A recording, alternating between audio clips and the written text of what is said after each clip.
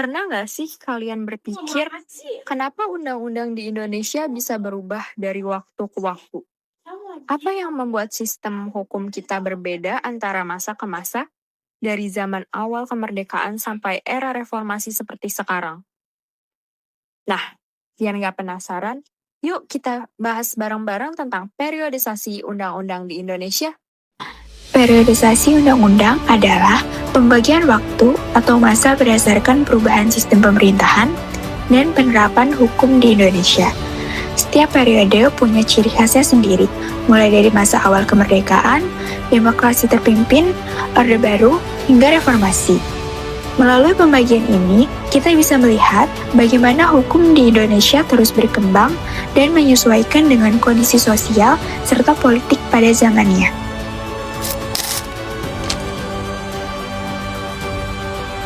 Pada periode awal kemerdekaan 1945 sampai 1959. Pada periode awal kemerdekaan yaitu tahun 1945 sampai 1959. Indonesia baru saja merdeka dan mulai membentuk dasar negara serta sistem hukum nasional.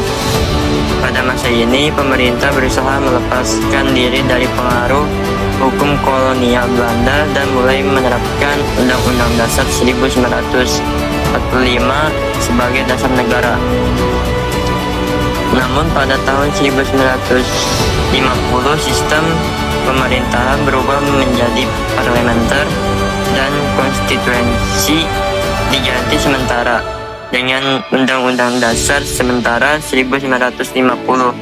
Salah satu peristiwa penting di masa ini adalah pemilu pertama tahun 1955 yang digunakan untuk memilih anggota DPR dan konstituenti.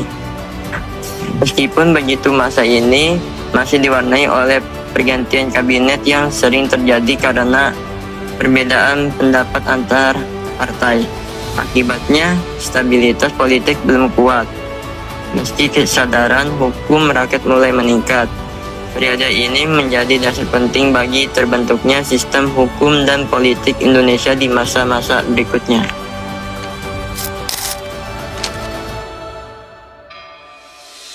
Kedua, di periode demokrasi terpimpin 1959 sampai 1966. Karakteristik kekuasaan berpusat pada Presiden Soekarno. Dengan ide demokrasi terpimpin, kebijakan penting dikeluarkannya Dekret Presiden 5 Juli 1959 yang mengembalikan Undang-Undang Dasar 1945. Banyak peraturan dikeluarkan langsung oleh Presiden seperti penetapan Presiden. Peristiwa kunci terjadinya G30 PKI pada tahun 1965. Penyimpangan Undang-Undang Dasar, kekuasaan Presiden terlalu besar, lembaga negara lain kurang berfungsi, dampak hukum sering dipengaruhi politik, menyebabkan instabilitas nasional.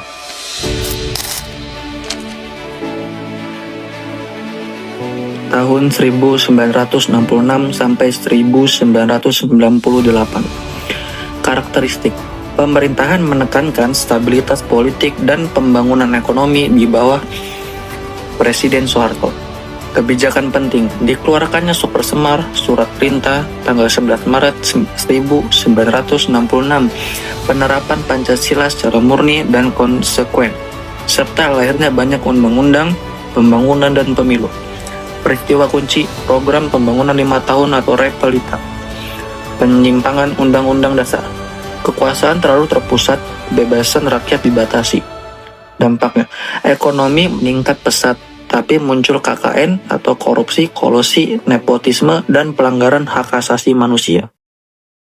Dari perjalanan panjang ini, kita bisa belajar bahwa hukum di Indonesia tidak bersifat tetap, melainkan terus berkembang mengikuti kebutuhan bangsa.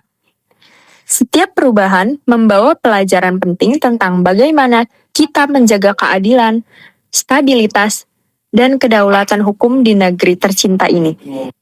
Perjalanan hukum Indonesia belum berakhir, dan tugas kita lah untuk menjaganya agar tetap berpihak pada kebenaran dan keadilan.